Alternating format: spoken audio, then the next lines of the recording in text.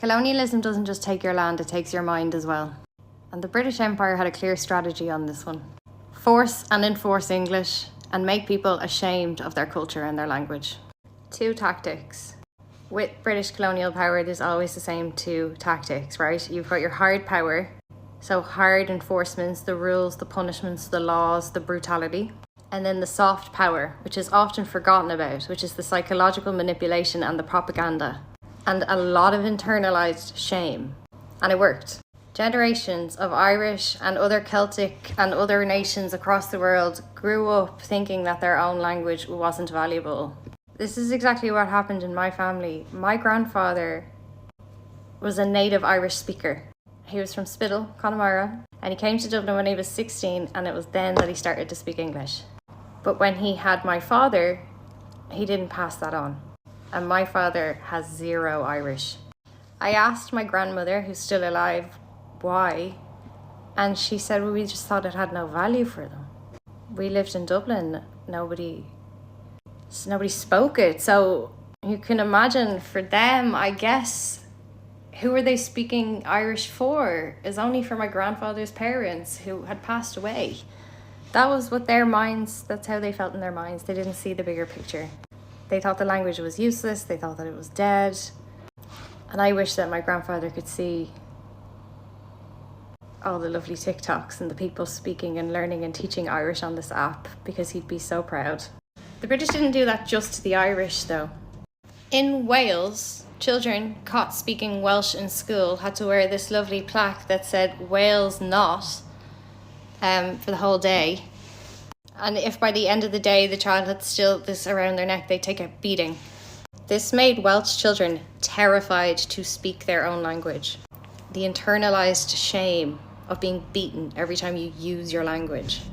We have a vibrant community of Gael schools in Ireland now. For a long time, Irish was outlawed in schools, and we were also beaten as children for using it. Over time, people start to associate Celtic languages with poor,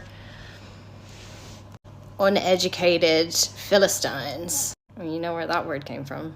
When they went to India and Africa, at first, they did allow you to use your native language for one thing. You could read the Bible in it. Once you were converted to Christianity, though, no more language for you. Once the punishments and restrictions were in place, this created a nasty feedback loop that we are still trying to work through.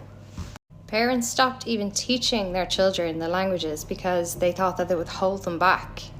And increasingly, English was embraced as the language of business, and more over generations, parents felt that they must equip their children with English so that they can be successful.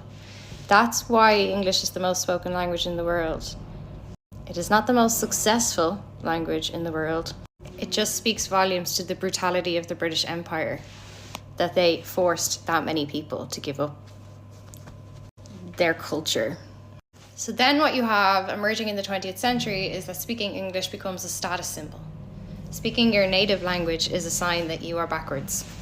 And so over time, people didn't need to be forced to speak the language. They did so willingly, thinking that this was a smart choice. And that is the ultimate success of colonialism, when you can get the people to police their own self from your internalized colonial mind. This is still happening. We are still fighting this. Globalism is the new colonialism. Local languages and cultures continue to be erased, except instead of the British, it's the American Empire, and instead of military force, it's corporate power. One of the first ways to resist colonization is to take back your own language skills. Má tá cúpla focal nó níos maithagat is féidir leat Gaeilge a labhairt.